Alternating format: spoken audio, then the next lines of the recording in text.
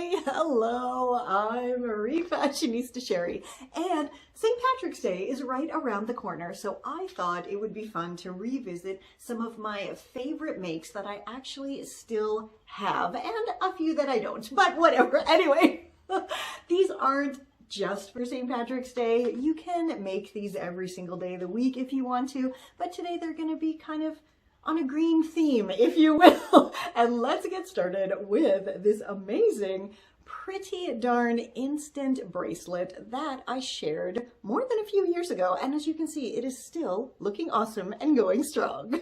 So we're going back to 2017 for this tutorial, and all you need is a beaded necklace and simply wrap it around your wrist to get your correct size, and then remove the excess beads from one side and go ahead and chop off the end of the other side of the necklace and remove those beads, and you'll be left with two lovely long strings that you're going to tie together. Before I tie anything though, I like to check it around my wrist again just to make sure I can easily slip it on and off, and then tie it in a bunch of knots, wrap those strings around and tie it in a bunch more knots to make sure it is super duper secure, and you got yourself a fancy bracelet. Chop the strings, put it on, and you're rocking. How totally easy peasy was that? Now let's go use up the rest of these beads on an equally awesome yet super simple project. This one is also from 2017, which of course makes sense because we're using up the leftover beads from the bracelet. So you want to grab a sweater, lay it out flat, grab some beads, and decide what kind of beaded design you want to do. I decided to start at the shoulder seam and simply stitch on beads in contrasting colors in a little kind of curly Q design. Now, every time I stitched on a bead, I looped my thread around and knotted it just for extra security, and then after the big one was on, I would go and grab a couple of the smaller beads. There you can see I'm tying my little knot there, and now it's time to go grab a couple of the small beads and repeat that whole process over and over and over again until I had the pattern I wanted, and I actually think it came out pretty adorably. Ooh, it suddenly got super chilly in here. Thankfully, I have my awesome patchwork embellished cardigan to keep me warm and toasty. And this was so simple to put together. And look, it now has pockets, which is even more amazing. And here's exactly how I did it. For this awesome embellishing project, all you need is your plain cardigan plus a whole bunch of scraps and buttons and whatever the heck else you want to use to embellish your cardigan. Oh yeah, and of course your sewing gear. So I don't know about you, but I tend to hold on to those cool little scraps that I chop, you know, the ones that have a neat pattern on them or are kind of a neat kind of texture, as well as loads and loads of doilies and lace scraps. I hold on to everything. And for the scraps, I usually just keep them in a Ziploc bag, and then it fits neatly in my cupboard.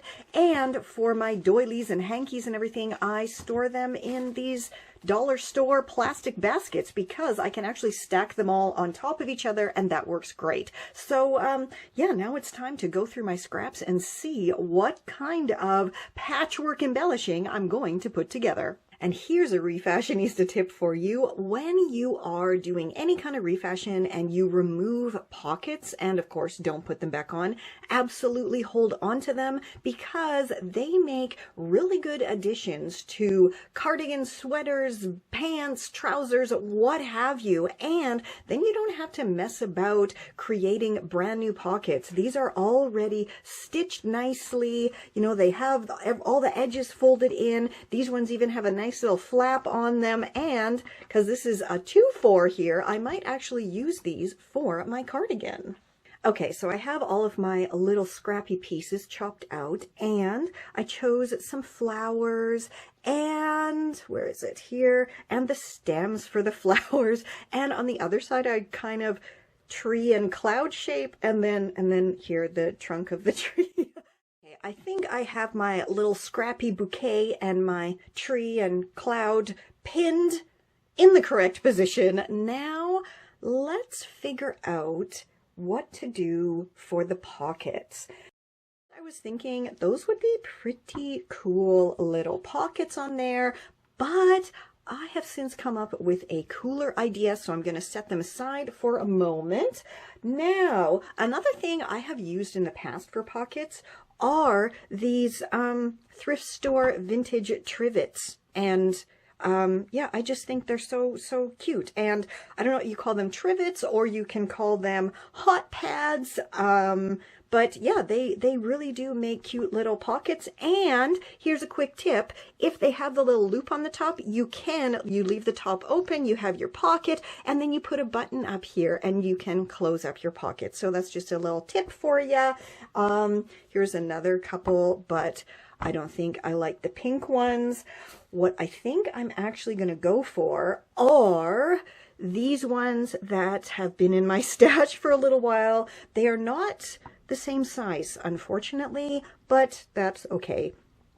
They're actually from a vintage dress, and I'm just gonna line them up here with the bottom of the sweater, the kind of bottom hemline here, and I'm gonna hopefully try to make it look like my bouquet and my tree are kind of growing out of there. So now it's time to go stitch all of this together. So remember before when I said I had a cool idea for the granny squares? Well, I am stitching them on as elbow patches. And here's another Refashionista tip for you. When you are stitching things in between two fabrics, like on a sleeve or on a trouser leg, grab something like a jar or a glass and pop it in between those layers of fabric, and then when you are stitching, you don't have to worry about, poking your fingers because your hand is in there. And when I put my needle through, I hit the jar, and I don't have to worry about accidentally stitching the two layers of fabric together, or like I said, poking my finger or something, and it just makes it so much easier when you are hand stitching. I have my adorable floral and tree patches, my pockets, my elbow patches. Now, I'm not sure though if I like these buttons or if I want to change them. And I just went through my button stash and I found these very, very adorable vintage wooden buttons. So we have our accessory, we have our top, and we have our amazing patchwork cardigan.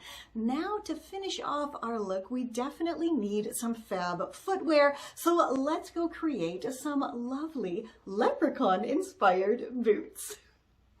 So I created and shared this tutorial way back in 2018, and it was one of my blogs, so it's just a photo tutorial. So the first thing you need to do is find a pair of less than stellar fabric or faux suede, faux leather boots that you really don't mind painting at all. Then you want to remove any schnicky schnacky bits like these weird buckles that were on this one. Then of course go ahead and paint them green. I believe I just used a plain old acrylic paint and a sponge to really work the paint into the faux suede.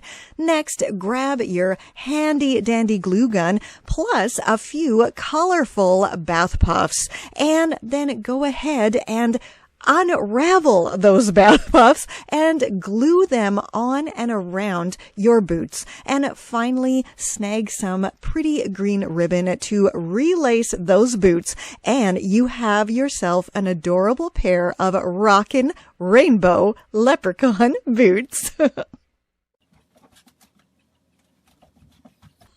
Okay, so I no longer have the sweater or those amazing boots, but I do, of course, still have the bracelet and my fabulous cardigan, which looks amazing with my 90s green silk shirt and my gorgeous 80s velvet office lady trousers, which I did actually share the whole story behind those in another video. I'll link it down below for you. Anyway, do let me know down below what you are doing for St. Patrick's Day.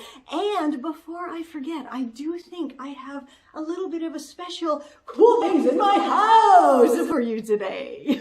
So for this cool things in my house, I am introducing you to our little fishies here. And first, before I do that, though, you can see, oh, there's Jack's little toy basket. But more importantly, there's these two tables here, which I actually upcycled and created when we were still living in Germany. So I will put the tutorial for that down below for you, as well as this gorgeous little stand here that I transformed from an old radio that I found by the side of the road. And now it is very, very cool and holds under there is like all the fishy stuff. Anyway, so let's meet the fish. First, over here, we have JeanPaul, and he is, of course, a beautiful betta fish.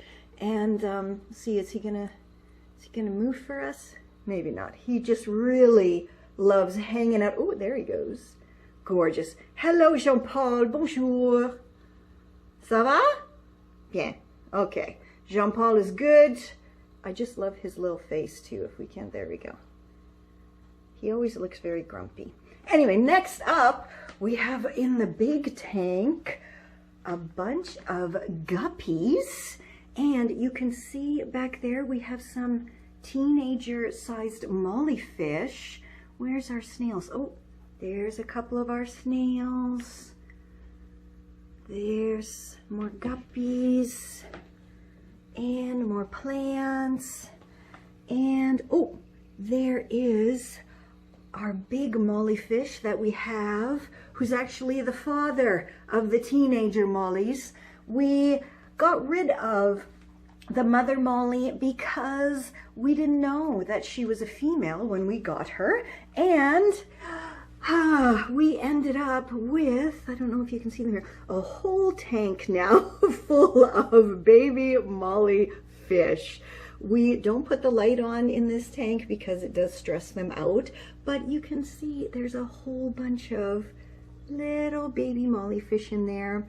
And yeah, so that was quite interesting to find out that our silver molly was actually a female and mated with this big bad boy there and created those little teenagers, and then another whole tank full over here. So we had to return her to the store, which they gladly took her back, which was awesome. So thank you, Big Al's Aquarium store. But yeah, there's my little collection of fishies. And JeanPaul, once again, by the way, JeanPaul has his own TikTok account.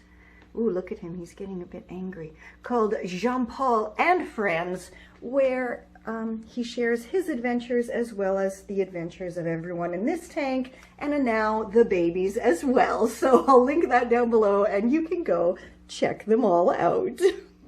I hope you enjoyed meeting those cool things in my house, and please do feel free to like and subscribe and leave a comment and share my little old channel and your favorite videos and all that good stuff, because it lets that pesky algorithm know that what I'm doing here should be seen by more people, and then it will hopefully push me out in front of more people, and then we'll get everybody living a more awesome, sustainable, budget-friendly lifestyle and creating their own unique, sustainable fashions.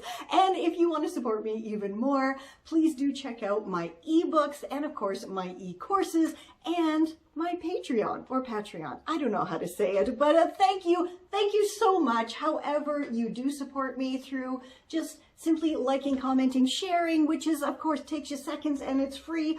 Or if you spend a little tiny bit of money, that does help me behind the scenes over on my ebooks or the e-course or the Patreon. Just thank you. Thank you so much. And however you are celebrating, have a wonderful St. Patrick's Day. And until next time, I'll catch you. I almost forgot how I did it. I'll hook you. I'll catch you on the sink. This is Confessions of a Refashionista.